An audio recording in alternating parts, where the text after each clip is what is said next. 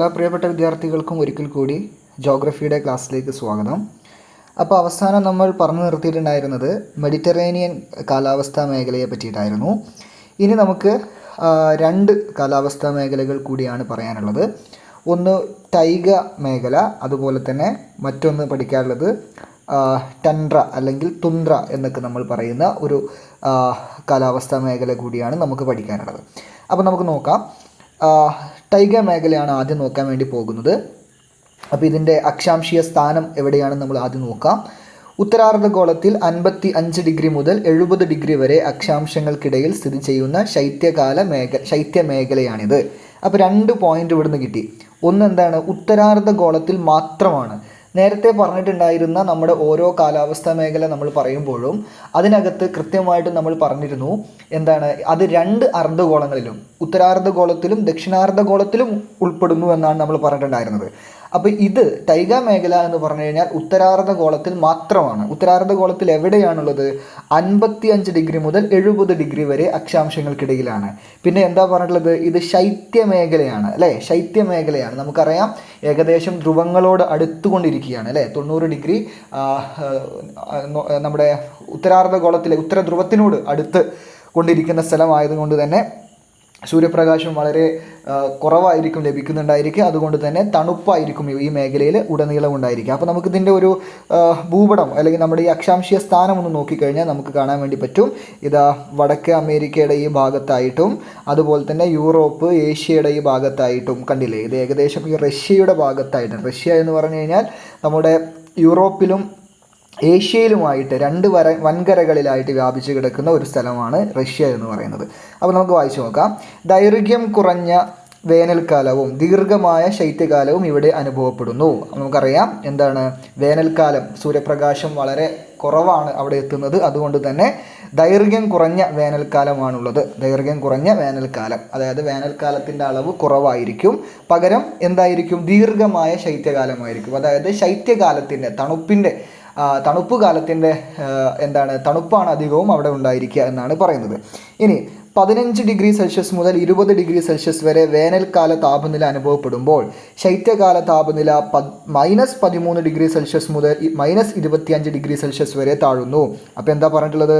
നോക്കൂ, വേനൽക്കാലം എന്ന് പറയുന്നത് ചെറിയ വേനൽക്കാലമാണെന്ന് പറയുന്നത്. അപ്പോൾ അവിടെ വർഷത്തിൽ യഥാർത്ഥത്തിൽ വേനൽക്കാലം അവിടെ വരുന്ന സമയത്ത് 15 ഡിഗ്രി സെൽഷ്യസ് മുതൽ 20 ഡിഗ്രി സെൽഷ്യസ് വരെയൊക്കെയാണ് താപനില പരമാവധി പോവുക അല്ലേ? ഇതൊക്കെ നമ്മുടെ നാട്ടിലെ തണുപ്പ് കാലത്തുള്ള താപനിലയാണ്. എന്നാൽ അവിടുത്തെ ശൈത്യകാല താപനില എത്രയാണ്? -13 ഡിഗ്രി സെൽഷ്യസ് മുതൽ -25 ഡിഗ്രി സെൽഷ്യസ് വരെ താഴുന്നു എന്നാണ് പറഞ്ഞിട്ടുള്ളത്. ഇനി അവിടെ 50 സെൻറ്റിമീറ്റർ മുതൽ 70 സെൻറ്റിമീറ്റർ വരെ വാർഷിക മഴ ലഭിക്കുന്ന ഇവിടെ ശൈത്യകാലത്ത് വർഷണം മഞ്ഞുവീഴ്ചയുടെ രൂപത്തിലായിരിക്കും. നമുക്കറിയാം ഇവിടെ മഴ ലഭിക്കുന്നത് എത്രയാണ്? 50 സെൻറ്റിമീറ്റർ മുതൽ 70 സെൻറ്റിമീറ്റർ വരെയാണ് വാർഷിക മഴ ലഭിക്കുന്നത്. ഇവിടെ ശൈത്യകാലത്ത് ഇവിടെ വർഷണം മഞ്ഞുവീഴ്ചയുടെ രൂപത്തിലായിരിക്കും. നമ്മൾ വർഷണം രൂപങ്ങളൊക്കെ പഠിച്ചിട്ടുണ്ടായിരുന്നു. അതിൽ മഞ്ഞുവീഴ്ച എന്താണെന്ന് നമ്മൾ പഠിച്ചിട്ടുണ്ടായിരുന്നു. ഓക്കെ. ഇനി ദക്ഷിണാർദ്ധഗോളത്തിൽ ഉയർന്ന അക്ഷാംശങ്ങളിൽ വൻകരകളുടെ വ്യാപ്തി പൊതുവെ കുറവായതിനാൽ ടൈഗ കാലാവസ്ഥ മേഖല കാണപ്പെടുന്നില്ല. നമ്മൾ പറഞ്ഞു ഉത്തരാർദ്ധഗോളത്തിൽ മാത്രമാണ് എന്തുള്ളൂ, ഈ ടൈഗ കാലാവസ്ഥ മേഖല ഉള്ളൂ. എവിടെയില്ല? ദക്ഷിണാർദ്ധഗോളത്തിൽ ഇല്ല. അതിനുള്ള കാരണം എന്ന് പറയുന്നത് എന്താണ്? ദക്ഷിണാർദ്ധഗോളത്തിൽ ഈ ഉയർന്ന അക്ഷാംശങ്ങൾ എന്ന് പറഞ്ഞു കഴിഞ്ഞാൽ ഏകദേശം ഈ പറയുന്ന 60 ടു അല്ലെങ്കിൽ 60 to 90 വരെയൊക്കെയുള്ള ഈ ഒരു അക്ഷാംശങ്ങളെയാണ് നമ്മൾ ഉയർന്ന അക്ഷാംശങ്ങൾ എന്ന് പറയാം. താഴോട്ടേക്ക് ഒരു 0 മുതൽ 0-30 ഇതൊക്കെ നമ്മൾ എന്തു പറയും? ഇതിനൊക്കെ നമ്മളൊരു ലോവർ ലാറ്റിറ്റ്യൂഡ്സ് അഥവാ താഴ്ന്ന അക്ഷാംശങ്ങൾ. പിന്നെ ഇതിൻ്റെ ഇടയിൽ 30 to 60 നമ്മൾ ഒരു മിഡിൽ അല്ലെങ്കിൽ ഒരു മധ്യ ലാറ്റിറ്റ്യൂഡ്സ് അല്ലെങ്കിൽ മധ്യ അക്ഷാംശങ്ങൾ എന്ന് പറയാറുണ്ട്. എന്തായാലും ദക്ഷിണാർദ്ധഗോളത്തിൽ ഈ പറയുന്ന പോലെ ഉയർന്ന അക്ഷാംശങ്ങളിൽ, അതായത് ഏകദേശം ഈ 60 to 90 ഡിഗ്രി അക്ഷാംശ രേഖകൾക്കിടയിൽ വൻകരകളുടെ വ്യാപ്തി പൊതുവെ കുറവാണ്. അധികവും സമുദ്രങ്ങളാണ്. ഉത്തരാർദ്ധഗോളത്തിലാണ് ഈ അക്ഷാംശങ്ങൾ ഈ ഒരു ഭാഗത്തൊക്കെ, അതായത് 60 to 90 ഇടയിലൊക്കെ എന്തുള്ളൂ? ഈ പറയുന്ന കരഭാഗങ്ങളുള്ളൂ. പകരം ദക്ഷിണാർദ്ധഗോളം നോക്കിക്കഴിഞ്ഞാൽ കരഭാഗങ്ങളല്ല കാണാൻ വേണ്ടി സാധിക്കാറുള്ളത്. പകരം എന്താണ് കാണാൻ സാധിക്കാറുള്ളത്?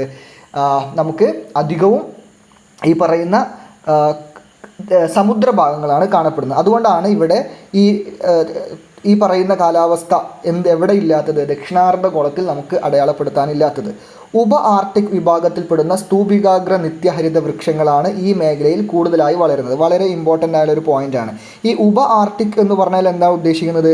ആർട്ടിക്കിനോട് ചേർന്നിട്ടാണ് നമ്മുടെ ഈ ആർട്ടിക് എന്ന് പറഞ്ഞു കഴിഞ്ഞാൽ 90 ഡിഗ്രി വടക്ക് ആണ് നമ്മൾ എന്തെന്ന് പറയാറുള്ളത്? ആർട്ടിക് പ്രദേശം എന്ന് പറയാം. 90 ഡിഗ്രി തെക്കിനെയാണ് നമ്മൾ എന്തെന്ന് പറയാറുള്ളത്? അന്റാർട്ടിക് പ്രദേശം എന്ന് പറയാം. അപ്പോൾ ഇത് ഏകദേശം ഒരു ആർട്ടിക്കിനോട് ചേർന്നിട്ടാണല്ലോ. അപ്പോൾ ഈ ഒരു പ്രദേശം, അതായത് ഈ പറയുന്ന ഒരു 70 ഡിഗ്രി അല്ലെങ്കിൽ 55 ഡിഗ്രി ഈ പ്രദേശത്തെ നമുക്ക് ഉപ ആർട്ടിക് പ്രദേശം എന്ന് പറയാം. അതായത് ആർട്ടിക്കിനോട് ചേർന്ന് കിടക്കുന്ന ആ പ്രദേശമായതുകൊണ്ട് ഉപ ആർട്ടിക് പ്രദേശം എന്ന് പറയാം. അപ്പോൾ ഈ ഉപ ആർട്ടിക് വിഭാഗത്തിൽപ്പെടുന്ന സ്തൂപികാഗ്ര നിത്യഹരിത വൃക്ഷങ്ങളാണ് ഈ മേഖലയിൽ കാണപ്പെടുന്നത്. നമുക്കറിയാം സ്തൂപികാഗ്ര നിത്യഹരിത വൃക്ഷങ്ങൾ എന്ന് പറഞ്ഞു കഴിഞ്ഞാൽ ഈ മരങ്ങളുടെ ഈ ശിഖിരങ്ങൾ എന്ന് പറയുന്ന ഭാഗം അധികം ബ്രാഞ്ചസുകൾ ഉണ്ടാവില്ല. പകരം എന്തായിരിക്കും? ഈ പറയുന്ന കോൺ ഷേപ്പിലായിരിക്കും അതിൻ്റെ ഒരു ആകൃതി വരുന്നുണ്ടായിരിക്കുക. ഇങ്ങനെയുള്ള നിത്യഹരിത വൃക്ഷങ്ങളാണ് എവിടെ കാണപ്പെടുന്നത്? ഈ പറയുന്ന ടൈഗ മേഖലയിൽ കാണപ്പെടുന്നത്. സ്തൂപികാഗ്ര വൃക്ഷങ്ങളെ റഷ്യൻ ഭാഷയിൽ ടൈഗ എന്നാണ് വിളിക്കുന്നത്. അതാണ് ഇമ്പോർട്ടൻറ്റ്. അപ്പോൾ ഈ സ്തൂപികാഗ്ര വൃക്ഷങ്ങളെ റഷ്യൻ ഭാഷയിൽ എന്ത് വിളിക്കുന്നു? ടൈഗ എന്ന് വിളിക്കുന്നു. അതുകൊണ്ടാണ് ഈ പറയുന്ന കാലാവസ്ഥാ മേഖലയെ നമ്മൾ ടൈഗ കാലാവസ്ഥാ മേഖല എന്ന് പറയുന്നത്. അപ്പോൾ സ്തൂപികാഗ്ര വൃക്ഷങ്ങളുടെ റഷ്യൻ ഭാഷയിൽ പറയുന്ന പേരാണ് ടൈഗ. അതിനെയാണ് നമ്മൾ എന്ത് ചെയ്യുന്നത്? ഈ മൊത്തത്തിൽ ഈ കാലാവസ്ഥാ മേഖലയ്ക്ക് ഇട്ടിട്ടുള്ള പേര് എന്ന് പറയുന്നത്. നോക്കൂ, അധികവും ഈ ചിത്രം നോക്കിയപ്പോൾ കണ്ടില്ലേ, ഞാൻ പറഞ്ഞില്ലേ ഈ ഒരു ഭാഗം എന്ന് പറയുന്നത് ശരിക്കും എന്താണ്? അത് റഷ്യയുടെ ഭാഗമാണ്. ഏഷ്യയിലും യൂറോപ്പിലുമായിട്ട് വ്യാപിച്ച് കിടക്കുന്ന ലോകത്തിലെ ഏറ്റവും വലിയ രാജ്യമായിട്ടുള്ള റഷ്യയിലാണ് അധികവും ഈ കാലാവസ്ഥാ മേഖല ഉള്ളത്. അതുകൊണ്ട് തന്നെയാണ് റഷ്യയിൽ പറയുന്ന ടൈഗ എന്ന് പറയുന്ന സ്തൂപികാഗ്ര വൃക്ഷങ്ങളെ ടൈഗ എന്ന് വിളിക്കുന്നു. അത് നമുക്ക് ഈ കാലാവസ്ഥാ മേഖലയ്ക്ക് പേരിട്ടിട്ട് വിളിക്കാനുള്ള കാരണം. ഇനി ഇവിടെ വേറെ എന്തൊക്കെയാണ് കാണപ്പെടുന്നത്? ഇവ ധാരാളം കാണപ്പെടുന്ന മേഖലയായതിനാലാണ് ഈ മേഖല ടൈഗ മേഖല എന്നറിയപ്പെടുന്നത് എന്ന് നമ്മൾ ഓൾറെഡി പറഞ്ഞു. ഇനി സ്തൂപികാഗ്ര നിത്യഹരിത വൃക്ഷങ്ങളായ പൈൻ, ഫിർ, സ്പ്രൂസ് എന്നിവയാണ് പ്രധാന സസ്യവർഗ്ഗങ്ങൾ. അപ്പോൾ നമ്മൾ ഓൾറെഡി പറഞ്ഞു ഇവിടെ അധികവും കാണപ്പെടുന്നത് സ്തൂപികാഗ്ര നിത്യഹരിത വൃക്ഷങ്ങളാണ്. ഉപ ആർട്ടിക് വിഭാഗത്തിൽപ്പെടുന്ന സ്തൂപികാഗ്ര നിത്യഹരിത വൃക്ഷങ്ങളാണ്. അതിൻ്റെ ഏതൊക്കെയാണ് ഉദാഹരണങ്ങൾ? ഈ പറയുന്ന സ്തൂപികാഗ്ര നിത്യഹരിത വൃക്ഷങ്ങൾക്ക് പൈൻ, ഫിർ, സ്പ്രൂസ് ഇതൊക്കെയാണ് പ്രധാനപ്പെട്ട ഈ പറയുന്ന സ്തൂപികാഗ്ര വൃക്ഷങ്ങൾ എന്ന് പറയുന്നത്. അതാണ് ഇവിടെ കാണപ്പെടുന്നതെന്നാണ് പറയുന്നത്. ഇനി ഉപ ആർട്ടിക് കാലാവസ്ഥയിൽ മിക്കവാറും വിളകൾ ഒന്നും തന്നെ ഇവിടെ കൃഷി ചെയ്യാൻ സാധിക്കുകയില്ല. കാര്യം നമുക്കറിയാം അധികവും ശൈത്യമാണ്, തണുപ്പാണ്, -ഡിഗ്രിയിലേക്കാണ് നിൽക്കുന്നത്. അതുകൊണ്ട് ഇവിടെ കൃഷി ചെയ്യാൻ അധികവും സാധിക്കാറില്ല. അതിനാൽ തന്നെ കൃഷി വളരെ കുറവാണ് എന്നാണ് പറയുന്നത്. പകരം ഇമ്പോർട്ടൻ്റ് ആയൊരു പോയിൻ്റാണ്, മരം വെട്ടും കമ്പിളി രോമ വ്യവസായവുമെല്ലാമാണ് പ്രധാന സാമ്പത്തിക പ്രവർത്തനങ്ങൾ. ഇവിടുത്തെ ഏറ്റവും പ്രധാനപ്പെട്ട ഒരു വ്യവസായം എന്ന് പറയുന്നത് മരം വെട്ടാണ്. മരം വെട്ട്, ഓക്കെ. കമ്പിളി രോമ വ്യവസായവും ഇതിൻ്റെ കൂടെ ഉണ്ട്. കാനഡയിലെ ഈ മേഖലയിൽ മരം വെട്ട് വ്യവസായം വളരെ പ്രശസ്തമാണ്. നമ്മൾ ലൂംബറിങ് എന്നൊക്കെ പറയും. അതായത് വളരെ വ്യാവസായിക അടിസ്ഥാനത്തിൽ എന്ത് ചെയ്തുകൊണ്ടിരിക്കുകയാണ്? മരം വെട്ട് നടത്തിക്കൊണ്ടിരിക്കുകയാണ്. അതായത് ഇവർ തന്നെ ഒരുപാട് ഈ ഫർണിച്ചറുകൾ ഉണ്ടാക്കാൻ ആവശ്യമായിട്ടുള്ള പല മരങ്ങളെയും ഇവർ ധാരാളം എന്ത് ചെയ്യും? ഏക്കർ കണക്കിന് ഇവർ തന്നെ വെച്ച് പിടിപ്പിക്കും. അതിനെ വെട്ടുന്നു. ഈ പറഞ്ഞ സ്തൂപികാഗ്ര വൃക്ഷങ്ങളായിട്ടുള്ള മരങ്ങളായിരിക്കും. അവയെ വെട്ടുന്നു. അവയെ ശിഖരങ്ങൾ അധികം ഇല്ലാത്തതുകൊണ്ട് തന്നെ ഇതിനെ ഭാഗങ്ങളും എന്ത് ചെയ്യാൻ പറ്റും?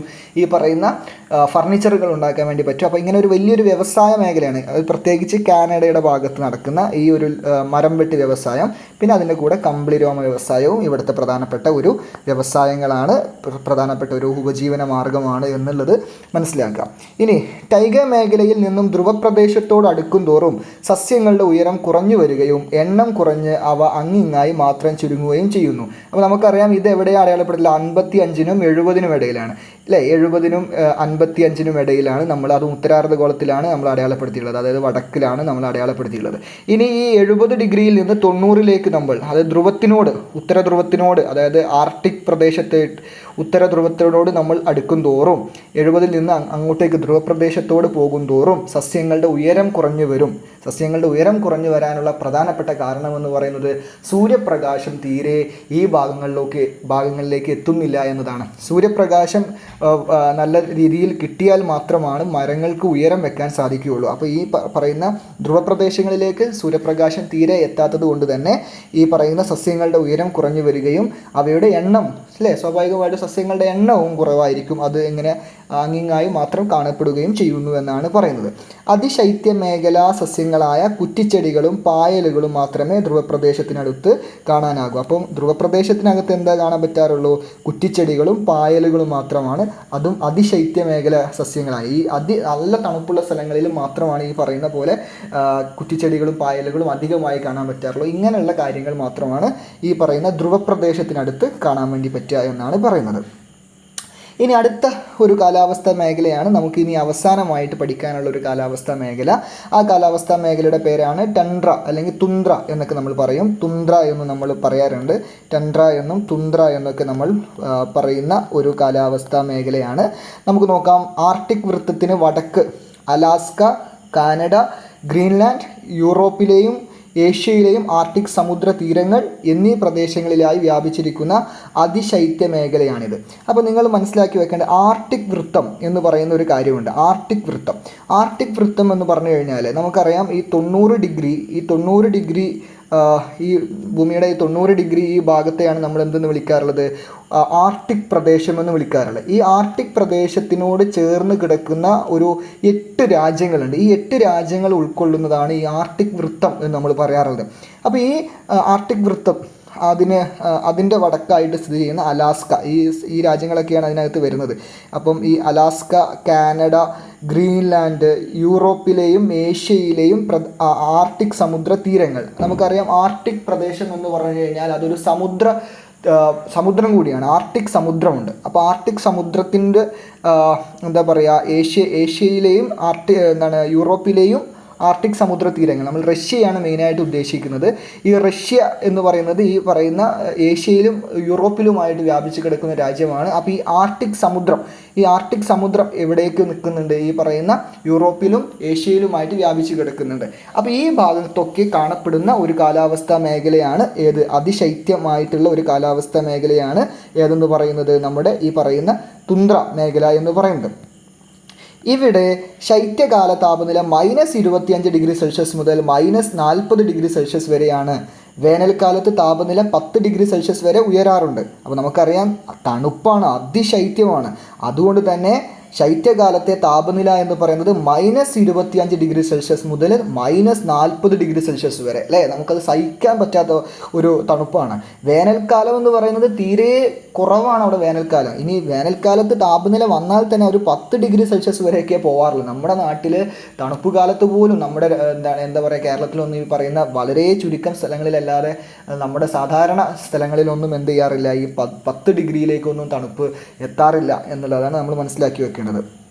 ഇനി ടണ്ട്ര മേഖലയിൽ മുഖ്യമായും മഞ്ഞ് വീഴ്ചയുടെ രൂപത്തിലായിരിക്കും വർഷണം. നമുക്കറിയാം തണുപ്പുള്ള പ്രദേശമാണ്. അപ്പോൾ അവിടെ വർഷണം എന്ന് പറയുന്നത് മഴ ഒന്നും ആയിരിക്കില്ല, പകരം എന്തായിരിക്കും? മഞ്ഞ് വീഴ്ചയായിരിക്കും എന്നുള്ള കാര്യത്തിൽ യാതൊരു ഡൗട്ടും വേണ്ട. ടണ്ട്ര മേഖലയിലെ പ്രതികൂല കാലാവസ്ഥ സാഹചര്യത്തിൽ വളരെ കുറച്ച് സസ്യങ്ങൾ മാത്രമേ അതിജീവിക്കുകയുള്ളൂ. കാര്യം നമുക്കറിയാം സൂര്യപ്രകാശം വളരെ കുറച്ചേ കിട്ടുന്നുള്ളൂ.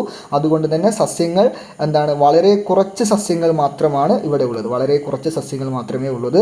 വേനൽക്കാലത്ത് മാത്രമാണ് സസ്യങ്ങൾ വളരുന്നത്. ഈ 10°C കിട്ടുന്ന 10°C താപനില കിട്ടുന്ന ഒരു സാഹചര്യം ഉണ്ടാവില്ല വേനൽക്കാലം, വളരെ ചെറിയൊരു വേനൽക്കാലം.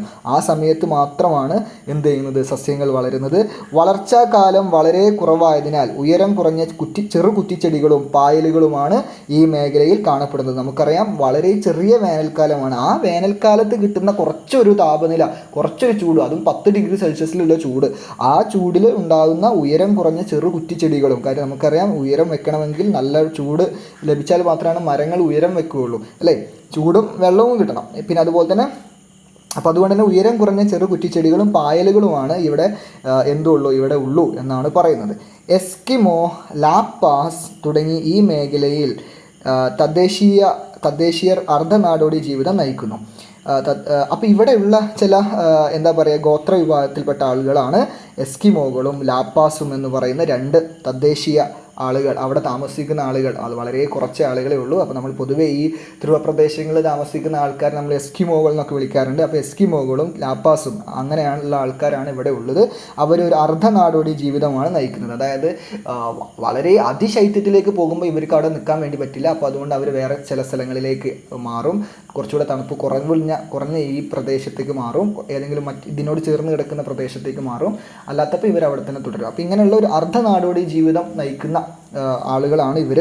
അപ്പോൾ നമ്മൾ ഭൂമധ്യരേഖാ പ്രദേശത്ത് നമ്മൾ പിഗ്മികളെ പറഞ്ഞിട്ടുണ്ടായിരുന്നു. പിന്നെ അതുപോലെ തന്നെ നമ്മൾ ഈ ബുഷ്മൻ അല്ലേ, നമ്മുടെ ഉഷ്ണ മരുഭൂമികളുടെ സമയത്ത് നമ്മൾ ബുഷ്മൻ പറഞ്ഞിട്ടുണ്ടായിരുന്നു. അതുപോലെ ഇപ്പോൾ നമ്മൾ പറഞ്ഞ രണ്ടാളുകളാണ് എസ്കിമോ ലാപ്പാസ്, അത് തുന്ദ്ര മേഖലയിലാണ് എന്ന് മനസ്സിലാക്കി വെക്കുക.